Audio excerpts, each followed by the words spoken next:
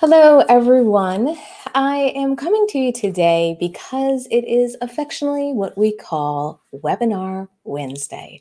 On Wednesday, once a month, we host a webinar to kind of teach you how to better run your business, new trends that are coming up in the world, and also give you kind of insights and inspiration.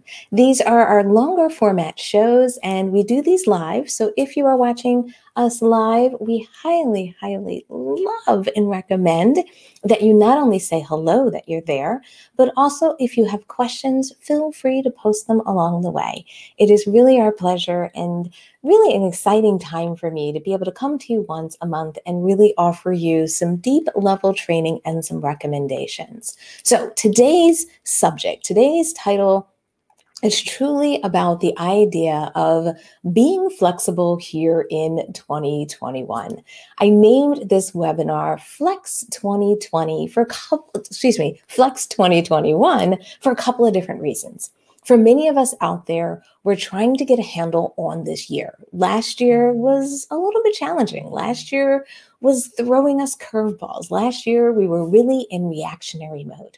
And what I want you to do differently, if possible, is think of this year as your year to kind of get back a little bit in control of your business, but at the same time, be a little bit flexible. Because the reality is we don't know what's coming. There is still a level of uncertainty out there, but the reality is we need to continue to run your business. We need to continue to grow your business. We need to continue to have your successful business out there so you can continue to change the world.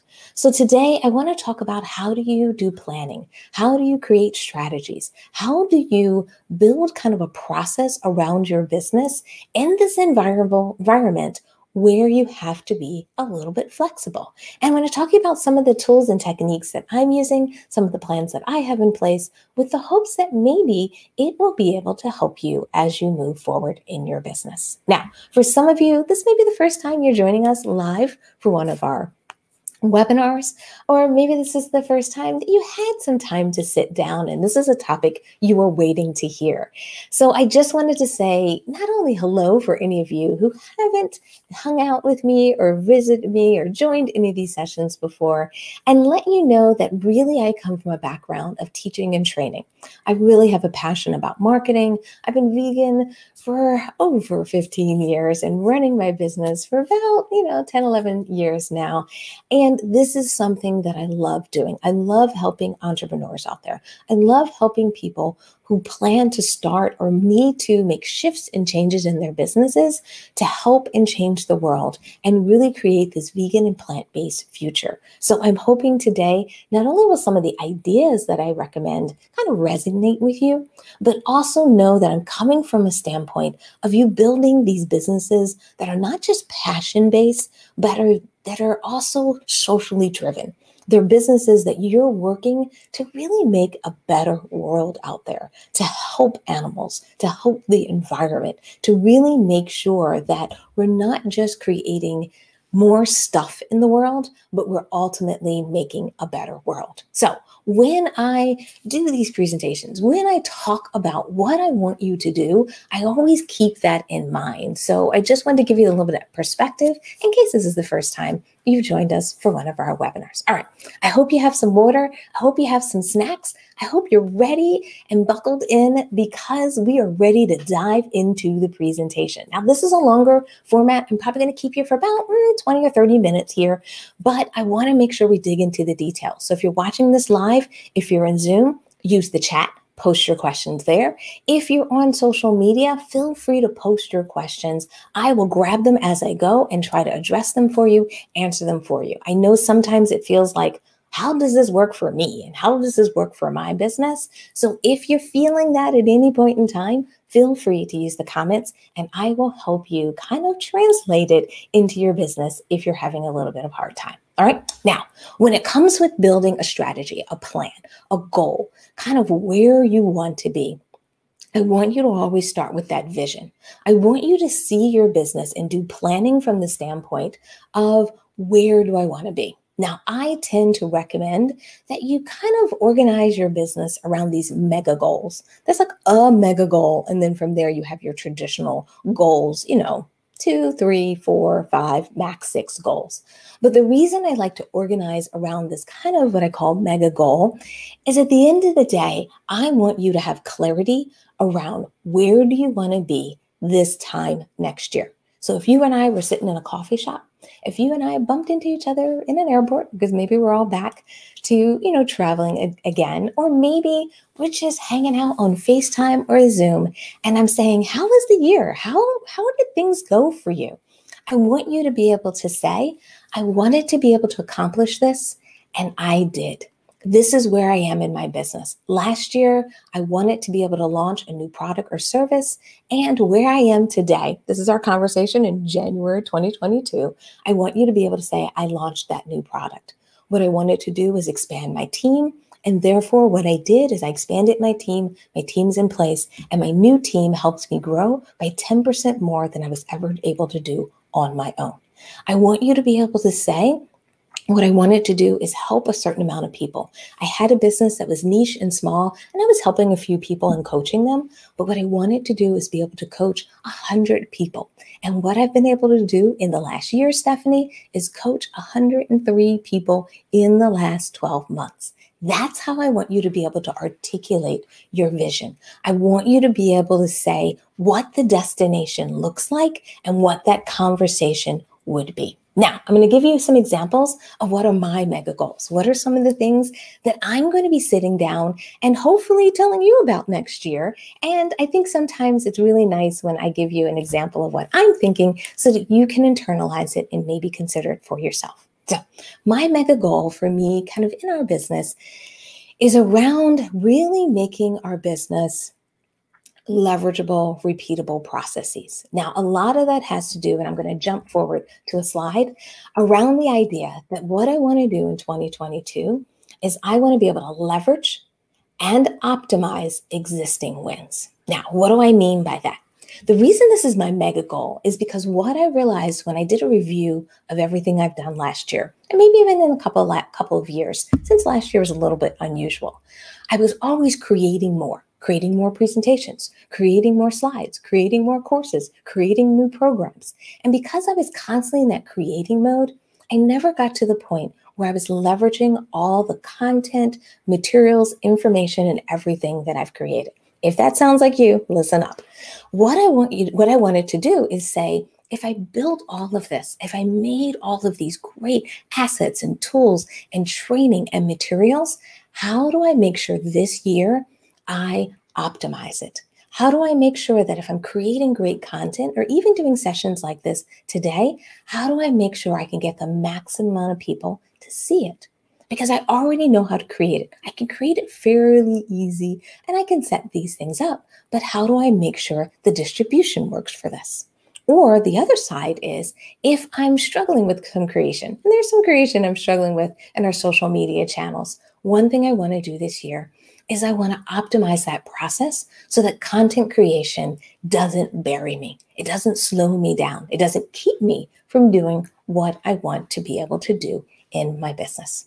The other thing I want to do is I want to leverage. So instead of maybe creating a brand new set of webinars in 2021, what I'm going to be doing is taking my webinars that I've done in the past, grabbing the best of, the ones that people have enjoyed the most, I've gotten the most feedback on, positive feedback, and people have liked, and I'm going to update those so they have updated materials, slides, and everything that's related to today. And that way I'm getting leverage from things that I've done before. Now that's my mega goal. Your goal may be totally different. But for me, this is not a year of creating. This is not a year of trying to do things brand spanking new. For me, this is a year so that my destination at the end of the year will allow me to do that. Now, when I want to talk about that mega goal, I like to drill down. So I put those 2 lines in the middle there to say, well, how do I get there? Where's my major areas of focus in this mega goal? And my major area of focus is around content creation and distribution, like I mentioned before. And then it's around the sales process around my courses. We've created a lot of courses, really so much fun, but I haven't optimized it because I was in creation mode. So it's the same for you. If you've created products over the years, if you created classes, maybe you teach online classes, maybe you're a coach, maybe you do a lot of, maybe you've created products, maybe you're offering vegan, maybe you're doing vegan scarves, giving clothes, maybe you're doing vegan purses. If you created all these designs and all these items, what you might want to do this year is figure out, how do you optimize your sales process so you can sell the products you've already created? That's what I mean by kind of coming out with a mega goal and then focusing on a specific area in your business. Now, the reason I put this all in here is my ultimate place I want to be. Now, when I talk about a destination, I talk about these goals, I don't do all of this for the glitz and glamour. I don't do all of this so that I can be on a cover of a magazine, even though it's such an honor and such an amazing thing to happen, because it did happen to me last year, which was just blew my mind and makes me blush every time. But I do all of this because of not only what I want to do for my community and for the people around me, but I also want to make these changes. This mega goal that I'm working on, I do it because I want to change this year, not just continue what I'm doing right now, where I volunteer on certain boards, where I offer free classes, where I offer people free consults, where I do all that stuff for my community. That stuff to me is baseline. That's stuff I always do. What I want to do this year is I want to get better in my business of optimizing and leveraging, because I want to have more time to spend with my family and have a little bit of financial freedom. I don't want to be in a stressful scenario when it comes to my finances in my business. Sorry about that. So that's my goals.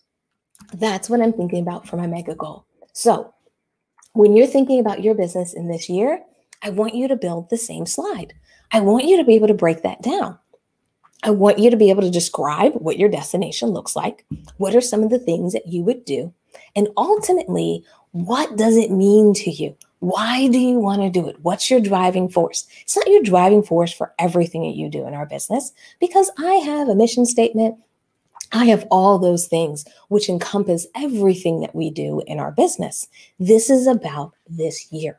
This is about what I'm doing differently. And what I always love to do when you're describing these destinations, when you're thinking about these mega goals, when you're thinking about where you want to be, I like to look at things like, is there something you want to do differently in your community this year that you weren't able to achieve last year? Is there some type of recognition that you'd like to maybe achieve this year, whether it's in your work or whether it's in the industry? Are you trying to establish? Maybe you're just trying to start your business this year. Still a great destination and great place to be. Or maybe you're doing something similar to myself. Maybe you're working on the financials in your business. Maybe you're trying to create some stability in your business. Or maybe you're trying to get more time back out of your business so that you can spend more time with family and friends. No matter what that is, I want you to start to work on that. I want you to start to build a page like this that's very simple, that's very outlined, to say, hey, this is my mega focus. This is what I'm focused on. This is how I'm going to do it. And this is why I'm going to do what I'm doing this year. Now, I bring this up because what I want you to be able to do is, when things get hard, when things get rough, when things get stressful, I want you to be able to come back and actually look at that page and realize and get reminded of why and where you're going. I want you to understand that destination. Yeah, it's going to take some hard work. Yeah, you might lose your way. But when you get lost, when you're struggling, 2 months from now, 3 months from now, come back to this document so you have a simple way of looking at, what am I doing? And if you're working on too many projects, too much is going on, what you end up doing is saying, is what I'm working on helping me with my mega goal? For me, I say, is it helping me leverage? Is it helping me optimize existing wins? And if I find I'm on a tangent and I'm creating something new, then I know it's not something I should be working on now. And if it's not in those two places, then I know it is something that I need to put down. Now, I want to make a distinction between this mega goal and running your business as usual. For some of you, you're already running your business. You already have products and services. You already have things to do. We want to keep that in place. This is not about necessarily stopping what you're doing and being 100% focused on your mega goal. What this is really about, when I find these mega goals, and I find this really helps, especially in uncertain times, because the idea is your path to your mega goal can move around and change, and you can still get to your mega goal. That's how you start to get that flexibility. But the reason why I like people to have something written down, something in place that kind of says where that vision of where they want to be, because I want you to be grounded. And once you have that bigger picture image, then we can drill down into the goals and the, goal setting and getting into SMART goals. And we're going to talk a little bit about that today. But where I want you to always start is that bigger place that you want to be. And I want it to be linked to something that you're doing. And I also want to make sure that when you think about running your business, there's a portion of your time, like in a week. Let's say if you're 100% working on your business, of that 100%, X% of that time is going to be it's going to be allocated to things you're already doing in your business. It's stuff that's going on like right now. That's not new. That's not a change. That time you're going to need. But then you're going to need time for this goal and this mega goal. So one thing I want you to sit down and make a decision on and think about today is how much of your time is dedicated to running your business as is right now, and how much of your time is going to be dedicated to your goals, your growth, and the changes you want to make in 2021. And I love to break that down into percentages. So for me, it's normally about 50% of my time is going to be running the business as is. And then what I tend to do is I take maybe about 40% of that remaining time and dedicate it to my mega goal, which rolls into my goal setting for the year. And then that remaining kind of 10%, I use for things that may come up, because there's always going to be things that come up. I'm never 100% allocated. I always have a little bit of time that I have out there for the crazy things that happen in the world. Okay. So figure out what works for you, what that percentage is going to look like. All right. Now, as we're building a path for this 40%, remember, there's so many different ways to get to your destination. It's like a Google map in a sense. Not only can you walk, take the bus, you could drive to get there. There's also different paths. As you can see from this map that I have here on the screen, that you could go down street number 1, street number 2, or street number 3 and get to the same destination. So when you think about your business, I want you to not think about planning as this rigid plan that only if you finish this is going to get you there. Instead, think about your planning as the idea that you're identifying different destinations that could get you there. And in the end, the items that you pick as your goals for the year. So remember, it's mega goal and then your goals underneath those. Those are the path to your destination that's the most efficient, that often has the largest impact, and often has the lowest cost. That's the combination that you're looking for. I bring that up because for a lot of people, when they do goal planning, they come up with this huge list of things. And at first, you should have a huge list of things. You should have a huge list of ideas, things that you can do in your business, how you can do it, and really kind of the sky's the limit. But that's just the brainstorming part. After that, you have to bring it down. We have to focus, because at the end of the day, you can't work on 20 ideas in a year. We have to identify which are the best. And the way to do that is to not say necessarily good or bad idea. What I tend to do is use these metrics of the ideas, which one is the most efficient, which one also allows me to get the largest impact, and which one will also require the lowest amount of cost, whether it's expenses, whether it's trade-offs. The idea is kind of having a good mix. That's how I start to evaluate and pick my goals. Now, from a practical standpoint of where to start, I tend to tell people, if you're trying to get to your destination, There's only three ways that you can do it. There's three types of kind of goal categories that you want to consider. The first one are financial goals. Second one, business goals. Third one, personal goals. Now, when you're working on these goals, remember, you're going to brainstorm multiple ideas. Then once again, shrink down that list to a tighter number. At the end of the day, I want you to have 2, 3, 4 goals. If you've been doing a lot of goal setting, 6 is your maximum. You don't want more than 6 goals in a year. If you think about a year as far as 12 months, having one goal every other month is fairly reasonable. And 6 is really max. What I'd rather you do is start with like 2 to 4 goals, complete those goals, see the benefit of those goals, and then you can always go back and plan again. When you get into the habit of executing and getting things done, it's very easy to expand your goal list from success. What I don't want you to do is start with a long one. All right. So in these 3 categories, I want you to have goals. Now, some of you, if you're doing 4 goals, you may have 2 financial goals, 1 business goal, 1 personal goal. Or you may have 1 financial goal, 2 business goals, and 1 personal goal. Really, the mix depends on your business and where you are in your business, all right? Because ultimately, we're building a roadmap. We're building an outline of how you're going to start to get there. So if you're ready to do your financial goals, what I want you to do is do a walk of where your financials are going to go this year. What does that look like? What is your plan, especially based on everything that happened last year?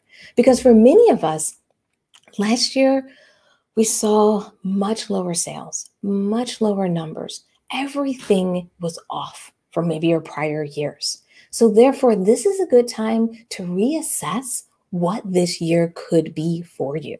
And what I like to do is I like to say, where am I today? So I love to have a current column to say, what are my financials right now? How much revenue am I bringing in? Or if you want to break it down, you can break it down by number of customers. I tend to do things by number of consults, number of clients. It can be number of products sold per month, number of products sold per week. I do this for my courses as well. It's the number of courses sold per month. So whatever type of business you have, you want the items on the left-hand side, especially those middle 2 items, to be a metric of. So a number of classes, products sold, anything that really classifies the number of things that you sell. I'm just using consults and clients here to just give you an example. And then some of us like to use income or salary. If you're paying yourself from your business, you can use that as a proxy as well. However, I recommend only starting with 2. I'm showing you 4 here as an example, so you can kind of get the process started, but pick 2, something like revenue and the number of products sold or the number of customers or clients. I think is a great place. And what I want you to do is say, where am I today? Where do you want to be in 6 months? Where do you want to be in 12 months? And then what's your ultimate target? The reason why I break that down is for a lot of people, they're like, I want my business to be big, or I really have big dreams and goals. And I don't want you to lose sight of that, but I don't want us to mix up the idea that what's your 5-year financial plan and your 6 and 12-month financial plan, especially when we're looking at years like this that are years of uncertainty. So spend some time understanding your target, understanding where you are today, and what is going to be kind of your aspirations as you go through the year. I love to have a 6-month goal because I love to be able to check in and see how I'm doing. And also, if this year is going to be like no other, just like last year was, put numbers in here that make sense for this year. And this is how you can be flexible in this year because we're not losing sight of the ultimate target, but we can put realistic numbers in here for 2021. All right. The other thing I want you to do as far as goal setting is think about these traditional, what people call SMART goals. And what I want you to do is think about from your business standpoint, what are some of those goals? Now, to simplify that process, I tell people to start with 4 different options when it comes to goal setting. And one thing I'm going to do, I'm going to make these slides a little bit bigger so you can see these fonts. Hopefully that's a little bit better. And what I want you to do is pick one of these 4 groupings. Do I want to kind of drive growth when it comes from a customer or customer experience? Am I trying to drive impact? I want to do more in my community. My business is doing pretty good, and now it's time for me to give back. Now it's time for me to do more in my community. Or maybe you've always wanted to have that community focus. So what is a goal in that area? Maybe you're looking for growth. You've done well with one product, one service, one environment, one city, one country, and now you're looking to expand. Or you're really looking for reach, meaning you're doing a great job in the circle and community that you've built. But now one of your goals for 2021 is to be able to reach outside of your standard group, your standard kind of market, and reach out into kind of new audiences, reach out to new customers, and so forth. That's what I want you to think about when you're thinking about your goals, when you're thinking about what you want to do this year. Okay? The next thing I want you to do is I want you to think about it from a personal standpoint. Where do you want to be personally? What are you trying to get done? What's your destination? If you're feeling shy, if you've been struggling with all this online stuff and tech stuff, pick a tech goal for yourself. To get comfortable with doing live videos, to get comfortable with recording yourself on camera, to get comfortable with using your phone to do A, B, and C. If you've been trying to maybe implement something new in your business like presentation skills, or maybe you want to do more networking, especially since we're in an environment where we're not going to conferences and so forth. So think about what are you going to do and how are you going to stay connected this year? That's a great goal. It's not a selfish goal. It's so important that we all feel connected as entrepreneurs, that we all feel connected as individuals that are growing our businesses. If you've been feeling stressed, last year was crazy for me. I really figured out a way to kind of shift my business, but that shift created more work, created more stress, and also just created more anxiety in me. And I didn't realize how much anxiety was bubbling up.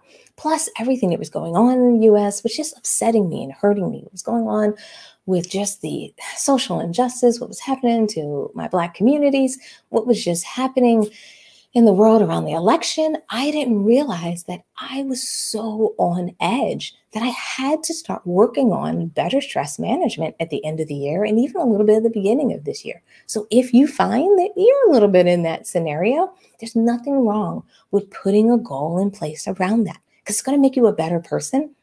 It will make it easier for you to do more and also ensures you're not grouchy or any of those other things throughout the day and maybe impacting your team negatively. All right, so now that we talked about the different categories, what I want you to do is take each one of those categories and now start to build out your goals.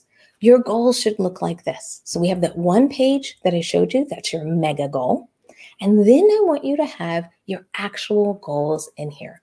They should feel very actionable. They should have metrics in them. And then eventually we'll have time. I'm going to talk about how you do timing in a few minutes. But what I normally do is build my goals and then I sit down and figure out when do I want to complete them by. All right. Now I'm showing you a list, 4 goals. That's it. I want you to have something very simple like this.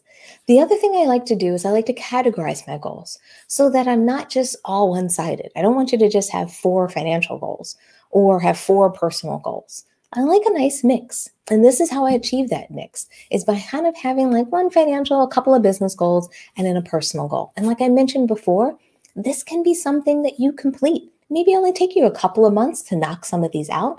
And it's an amazing thing when you finish your goals.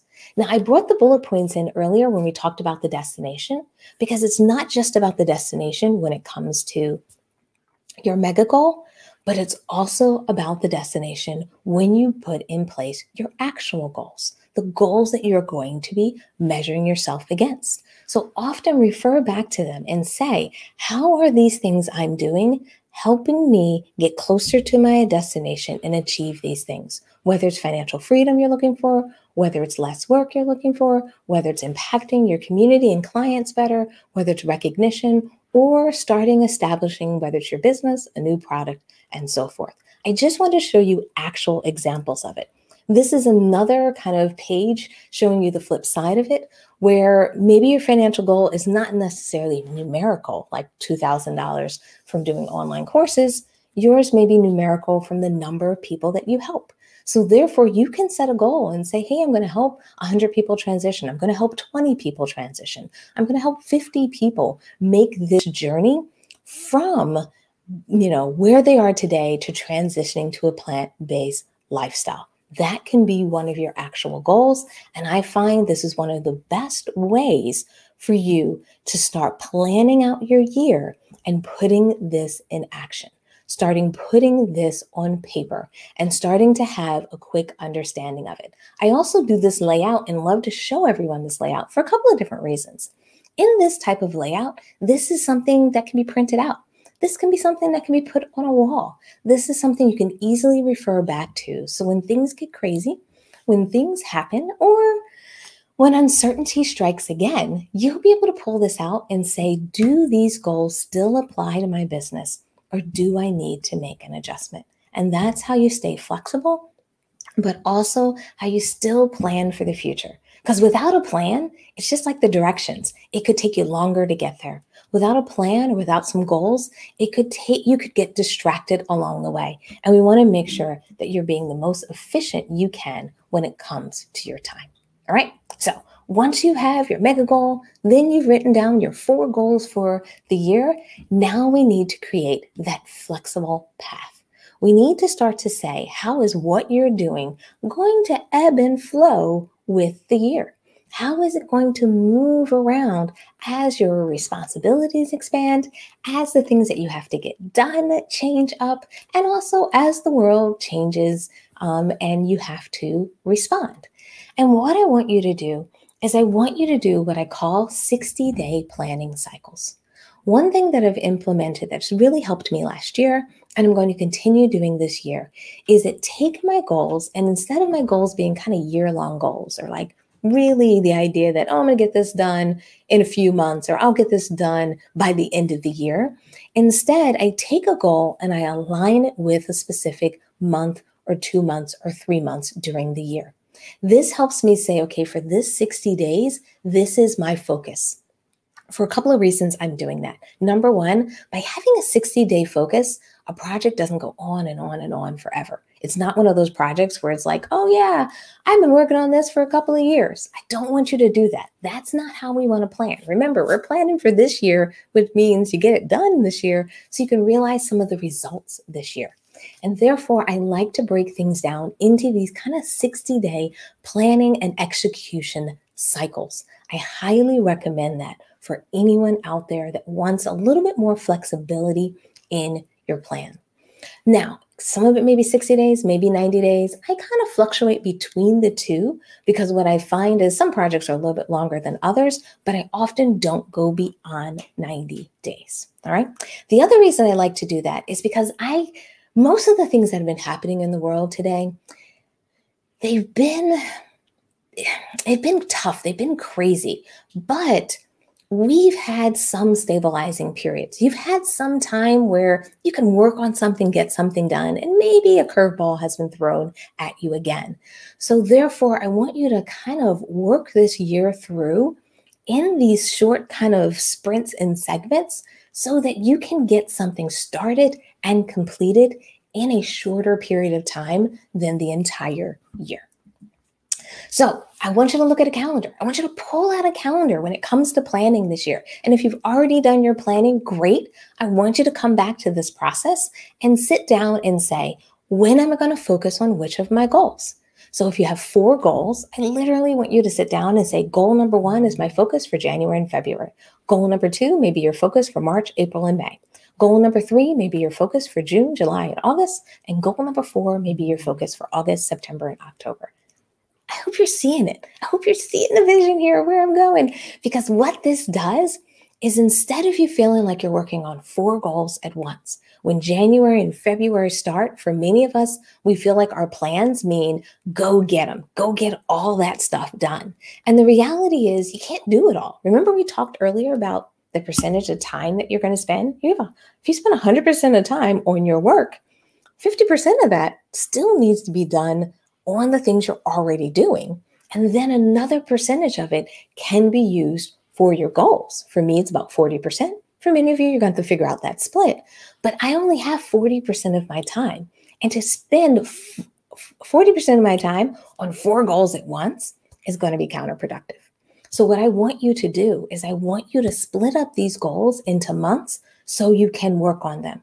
Also, as the world changes, as the world is moving, you can do a reassessment After you finish goal number 1 in January and February, before you start March and say, okay, I was going to work on goal 4, any adjustments I need to make because the world has changed, any adjustments I need to make because I'm able to do this or that now, any adjustments I need to make. Maybe I'm not going to work March, April, and May. Maybe I'm going to shorten that time period. But the idea is by having these natural breaks, you're creating flexibility, but you're also creating focus and hopefully relieving some of that stress. So what I did is I just took this and aligned some of my goals. This is how I start that process. So one of my goals in January is around like kind of organizing my business, getting the structure in place, things I want to do for the whole year. In March, April, and May, we're going to be worrying about sales and content, getting that process together. In June and July and August, it says product development, but what I really mean is this is where we're going to optimize any of the products and services that we're already offering, making them better, adding tweaks, any kind of thing that we always said we were going to go back and do. We're going to fix those things, doing some rinse and repeating, and then some automation. That's how I start to organize my year. Now, I did this as shorthand because it's so much easier for this presentation, but this is going to ultimately roll up into my goals. So how do I make this operational? How do I now drill it down so I know what I'm going to be doing? I turn it into this kind of document. I'm basically saying, okay, for January, February, for me, my focus was that organization, and that organization kind of, when I have more room, really means things like automation, scheduling, planning. And a lot of what I'm going to be doing, I put in that second bucket. So for me, I'm figuring out my course launches for the entire year. This is something I haven't done before. Before, I kind of would just think, oh yeah, next month I want to do this. Oh, I should do this next month. And I would be in a little bit more reactionary mode. Where this year, I'm going to schedule out and figure out what my full year would be.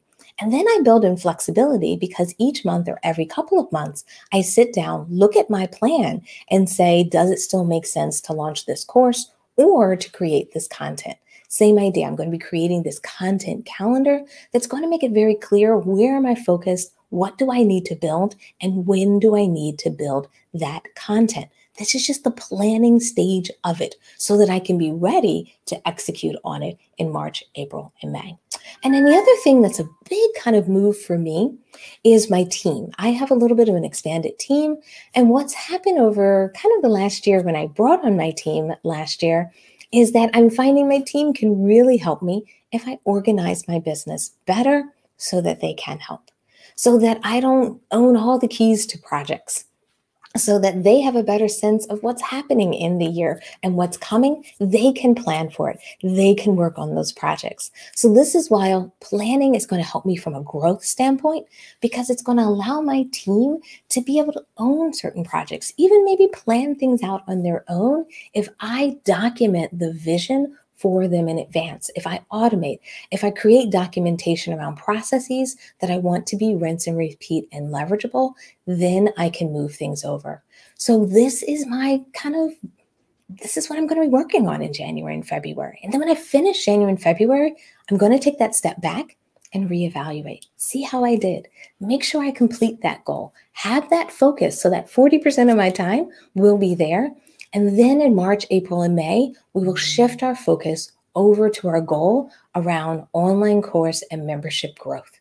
This is when we'll be a little bit more in sales mode. I'm going to talk about sales processes. I'm going to bring in that mega goal here where we're going to now have not only the plans to help us to get there, but now we're going to execute against it, creating different sales processes around it. We're going to be doing content creation. We have a website that we're going to be launching, and therefore that's going to set us up for our goals around the number of new students that sign up every month, the number of ongoing students that sign up for our support programs, the number of students that sign up for our long-term commitments. And what happens is these goals that we have, this is how I can realize it each month. And then I do the same in June and July. I think it's always helpful when I show you examples of what I'm doing, but this is what I want you to do in your business. And this is how you can not only be flexible, nimble, but ultimately have a strategy that works from one major goal down to your 4 goals and down to how and when and where you're going to execute on these so that you can have a monthly focus and get more done. All right. So that's what I have for you today. I know that's a lot. I know I covered a lot of different topics for many of you, and I'm hoping some of this gave you some ideas. Some of this gave you some thoughts around the idea that you can do more this year. You don't have to be afraid of planning. You don't have to think that I can't plan because there's too much uncertainty out there. You definitely can plan. You just have to build a system that allows you time to reassess, allows you time to adjust, and also is anchored in time. So I'm hoping from today's session, I've given you some ideas. I've given you some inspiration. And more importantly, I'm hoping that I helped shape a way for you to bring planning into this year during uncertain times and feel more comfortable and confident with the idea that you should be planning this year. All right. Now, if anyone has any questions from today, please let me know. If you're here watching us on social media, we can see your questions. Feel free to post them now. Feel free to post them as a replay because I will monitor these and jump back in. For some of you that have maybe joined us in the Zoom session, if you have any questions, please let me know. Just open up the chat box there and jump in and put any questions that you may have from today.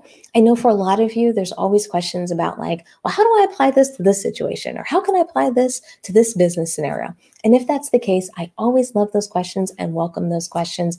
I really hope you post them for me. So I really am looking forward to it. Oh, Anna, so great. Glad you were able to join us. And I'm glad you enjoyed today's presentation. Thank you. The last thing I just want to mention to some of you is that I talked a lot about my courses.